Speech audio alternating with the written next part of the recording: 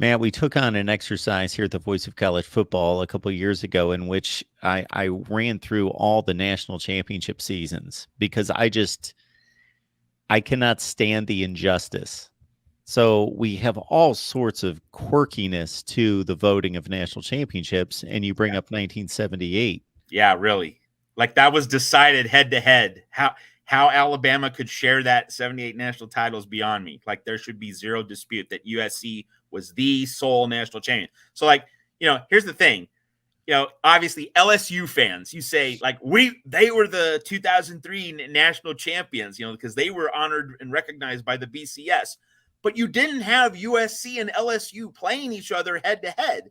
In 78, you had USC and Alabama playing head to head. And moreover, it was in Legion Field in Birmingham, and USC pounded the living daylights out of Alabama. So, like, it was a road win. It wasn't even a neutral site win. It was a road win where USC dominated. So, like, if any SEC fans are comparing 78 and 2003, like, USC's the team that has the legitimate gripe here. No one from LSU should be saying, oh, it's 2003 is ours alone. Well, we didn't play. And that's because Oklahoma had no business being in the Sugar Bowl after getting dump trucked by Kansas State in that season's Big 12 championship game. And just to be clear out there, folks, I have not made a judgment call on my opinion on who would win a national championship game. So I'm not declaring, oh, well, I have evaluated this roster to be better than that roster, therefore I believe they would win the national championship. No, I'm not doing that.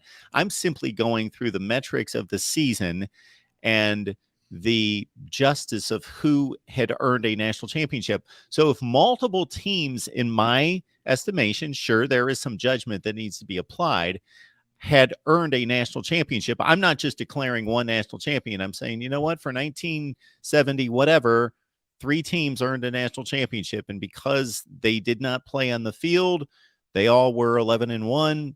I'm giving out 3 national championships because I'm not going to make that distinction. I'm not going to make that judgment call. But in this particular case, and it happens elsewhere, 1978, yes, USC goes on the road and wins by 2 scores. They're the national champion.